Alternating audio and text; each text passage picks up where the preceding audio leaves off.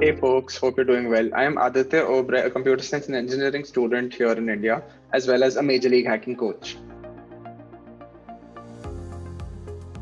I got my start in the world of computer science when I was in fifth standard back in 2010.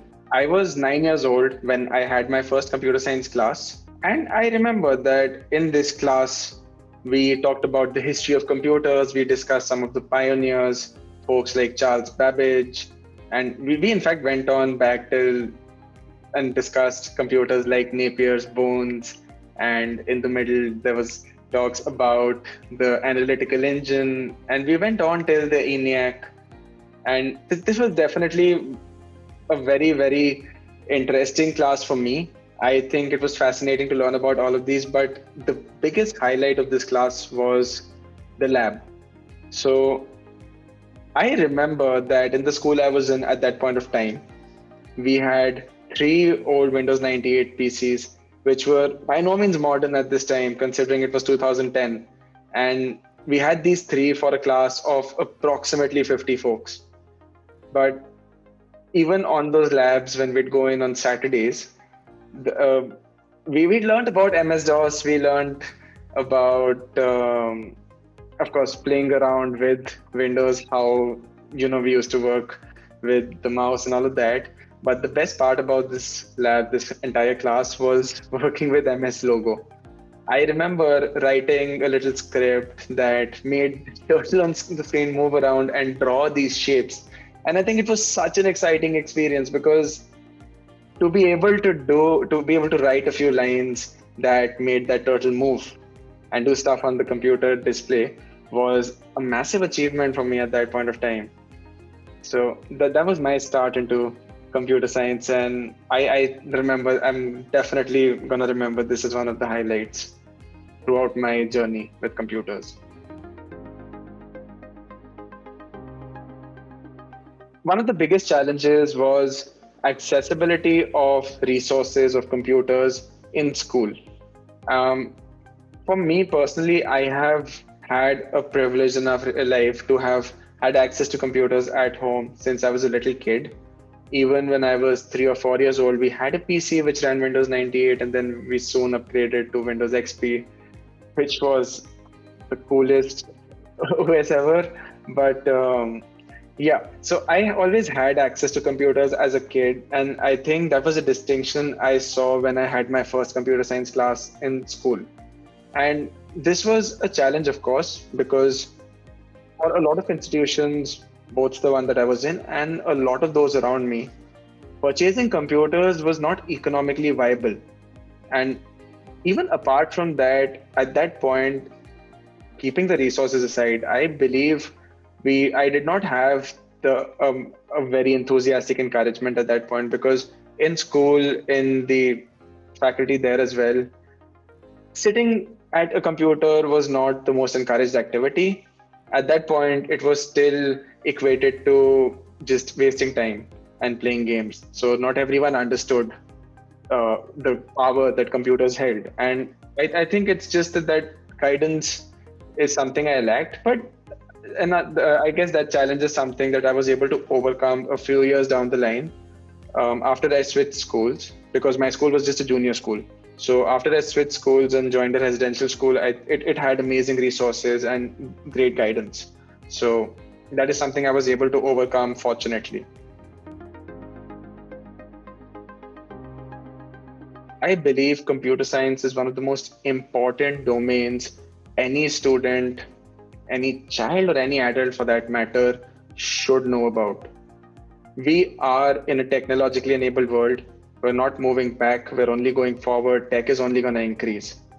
We aren't going to move to a time when our dependency on computers decreases. Because if you think about it, we move around with our mobile phones all day. We need our laptops or computers to accomplish any sort of work, be it something as simple as an email to running spreadsheets and applications to more advanced artificial intelligence. And between all of these, the world of computers is so wide and advanced, it covers most major industries and domains, apart from tech itself as well.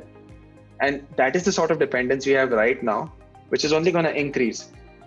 Now, to be able to contribute to this space, to be able to have a voice, it is very necessary to have the knowledge, because only someone who has the knowledge of this domain is someone who will actually be listened to, who's going to have a voice. So if we want to work towards a better future, while we need to move along with the technology and its advancements, and for that, computer science education is going to be extremely important. Now, as we move towards a technologically enabled world, we're gonna, and we are in one already, but as it progresses, as we see more and more tech, we need to ensure that these technologies remain fair to all people.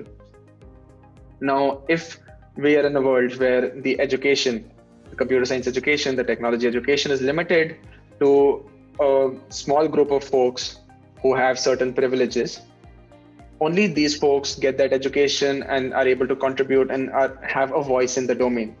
Now, while that does not designate any malicious intent, but what that will lead to is tech being defined by the eyes of a very small set of people. And what that does is that it creates a system that is biased towards that specific group. Because when we model, when we create, when we build, we first model and create based on our own experiences, how we see the world.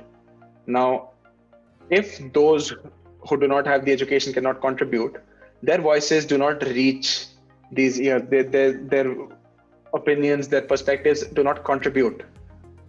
So for that very reason, it is very important to have diversity in computer science and computer science education, because only when more people from different backgrounds, different walks of life have that education will they contribute, will they have a voice.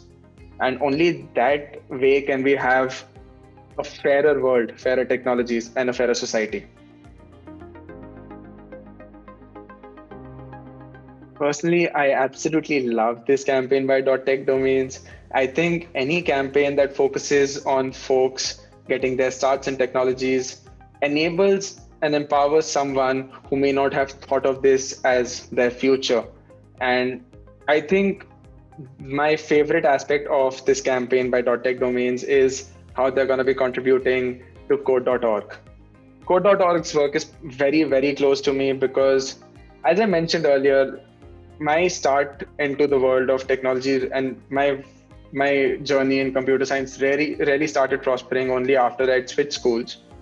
And even then, while I had the resources, my kickstart was the Hour of Code campaign in 2013. And I believe this was the first Hour of Code campaign that ever happened. We had these lessons which utilized Angry Birds and Plants vs. Zombies to educate folks around algorithms and how these algorithms work. And I remember when I tried these, I thought these were little games, and I just had fun with them. It's only later I realized what these lessons intended to do, and it was such a powerful initiative. It's been, I don't think I would have done anything I'm doing in computer science today without that. And by far, I believe one of my biggest achievements in my career so far has been having an activity featured in Hour of Code last year. So one of the activities my team and I developed was featured by code.org in the Hour of Code campaign in 2020. And it was focused around bridging this gap between coding on using pen and paper and on a mobile phone.